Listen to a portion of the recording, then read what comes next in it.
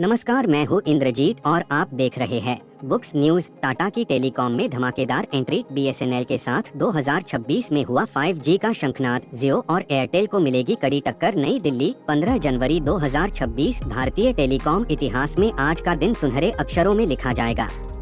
वर्षों के इंतजार और कयासों के बाद आखिरकार टाटा समूह, टाटा ग्रुप ने सरकारी टेलीकॉम कंपनी भारत संचार निगम लिमिटेड (बीएसएनएल) के साथ मिलकर देश में स्वदेशी 5G सेवाओं की शुरुआत कर दी है।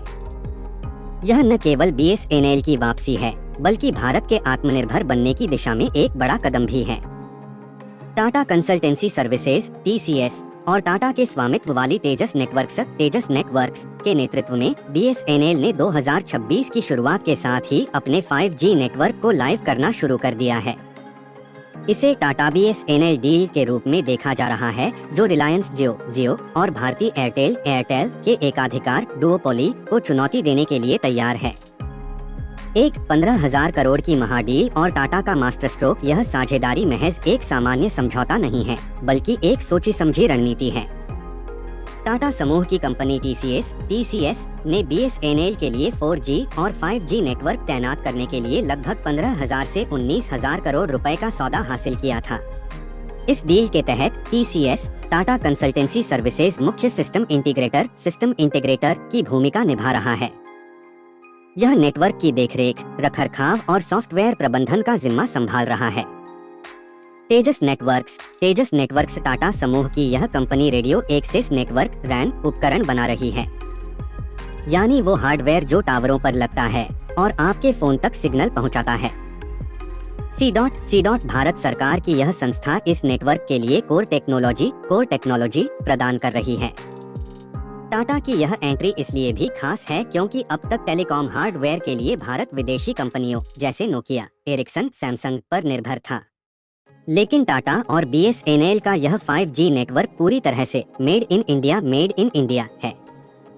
2026 बदलाव का साल। Roll out plan. खबरों के मुताबिक जनवरी 2026 से बीएसएनएल ने देश के प्रमुख महानगरों और उन सर्किलों में 5G की सॉफ्ट लॉन्च शुरू कर दी है, जहां 4G नेटवर्क पूरी तरह से स्थिर हो चुका है।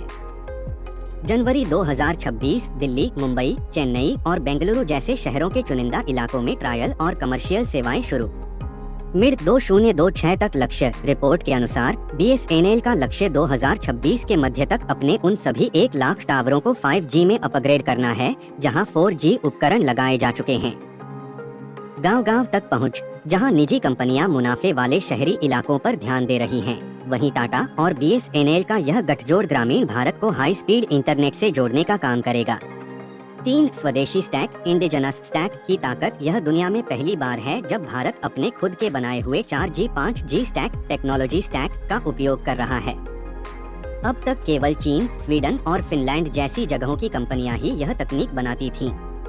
टाटा सन्स के चेयरमैन एन चंद्रशेखर ने पहले ही संकेत दे दिए थे कि यह प्रोजेक्ट केवल बिजनेस नहीं, बल्कि राष्ट्र निर्माण का हिस्सा है।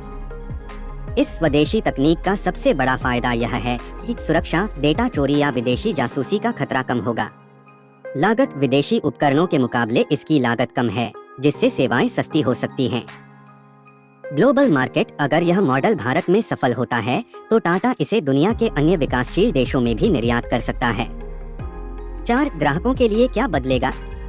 Impact on users. आम जनता के लिए यह खबर राहत की सांस लेकर आई है। पिछले कुछ वर्षों में निजी टेलीकॉम कंपनियों ने अपने टैरिफ रिचार्ज प्लान में भारी बढ़ोतरी की है।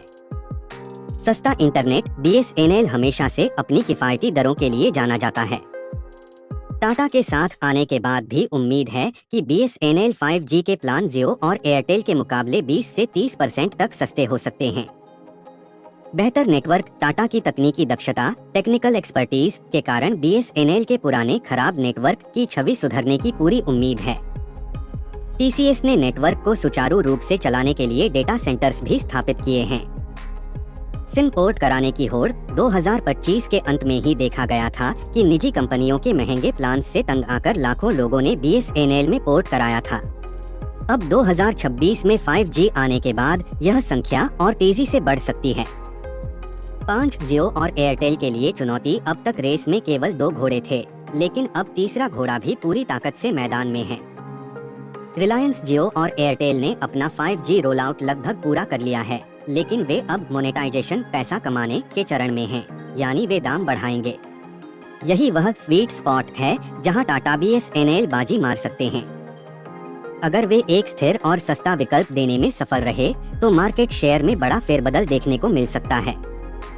विश्लेषकों का मानना है कि टाटा का कॉर्पोरेट गवर्नेंस और BSNL का विशाल इंफ्रास्ट्रक्चर मिलकर एक पावर हाउस बना सकते हैं। निष्कर्ष वर्ष 2026 भारतीय टेलीकॉम सेक्टर के लिए एक टर्निंग पॉइंट साबित हो रहा है। टाटा की एंट्री ने डूबते हुए BSNL जहाज को न केवल बचाया है बल्कि उसे एक हाईटेक युद्धपोत में बदल दिया है।